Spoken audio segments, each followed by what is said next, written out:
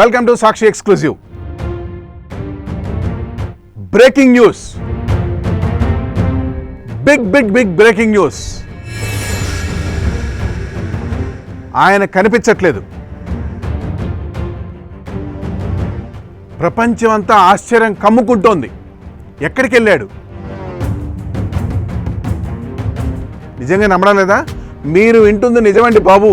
బతికున్నంతకాలం చైనాని ఏలాలనుకున్న అధ్యక్షుడు జిన్పింగ్కు మూడినట్టే కనిపిస్తుంది. ఆయన సుమారు 2 వారాలుగా బయట ప్రజలకు, ప్రపంచానికి కనిపించడం లేదు. అధ్యక్ష మార్పునకు ఇది సంకేతం అంటూ కొన్ని నిఘా సంస్థలు అంచనా వేసినట్లు వార్తలు వచ్చాయి. టెక్నోక్రాట్ అయిన వాంగ్ యాంగ్ తదుపరి అధ్యక్షుడు కావచ్చంటూ ఊహాగానాలు కూడా ఊపందుకుంటున్నాయి. మే 21, జూన్ 5 తేదీల మధ్య సుమారు 15 రోజుల పాటు చైనా అధ్యక్షుడు జిన్పింగ్ జనానికి కనిపించలేదు. దీంతో ఎన్నో ప్రశ్నలు, సందేహాలు. మరి పాలనా పగ్గాలు వాస్తవంగా ఎవరి చేతిలో ఉన్నట్టు? ఈ పరిణామం చైనా కమ్యూనిస్ట్ పార్టీలో నాయకత్వ మార్పుకు సంకేతమా అంటే డ్రాగన్ ముఖ చిత్రం అలాగేనని దర్శనమిస్తోంది. ఈ నెల 6-7 తేదీల్లో బ్రెజిల్ దేశంలో జరగనున్న బ్రిక్స్ సదస్సుకు జిన్పింగ్ హాజరు కాబోవడం లేదు. తాను గద్దెనెక్కాక బ్రిక్స్ శిఖరాగ్రానికి జీ హాజరు కాకపోవడం ఇదే తొలిసారి. ఆయన బదులు చైనా ప్రధానమంత్రి లీ కియాంగ్ బ్రిక్స్ సదస్సుకు వెళ్లనున్నారు. సమస్య బ్రిక్స్ గురించి కాదు, అసలు చైనాలో ఏం జరుగుతోంది? జిన్పింగ్ కేవలం దేశాధ్యక్షుడే కాదు, చైనీస్ కమ్యూనిస్ట్ పార్టీ ప్రధాన కార్యదర్శి, సెంట్రల్ మిలిటరీ కమిషన్ చైర్మన్ కూడా.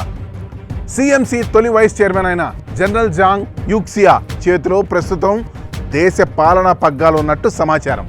కమ్యూనిస్ట్ పార్టీలో శక్తివంతమైన 24 మంది సభ్యుల పాలిట్ బ్యూరోలో జాంగ్ సభ్యుడు. దేశ మాజీ అధ్యక్షుడు హూ జింటావోకు విశ్వాసపాత్రులైన పార్టీ సీనియర్ సభ్యులు పలువురు జాంగ్ యాక్సియాకు మద్దతు ఇస్తున్నట్లు తెలుస్తోంది. చైనాలో కీలక ఆర్థిక, సైనిక రంగాలపై జిన్పింగ్ ప్రభావం సన్నగిలుతోంది. ఆయన భావజాలపు ముద్ర బలహీనపడుతోంది. జీ నాయకత్వంపై ప్రజల్లో ఇప్పటికే చాలా అసంతృప్తి పెరిగింది.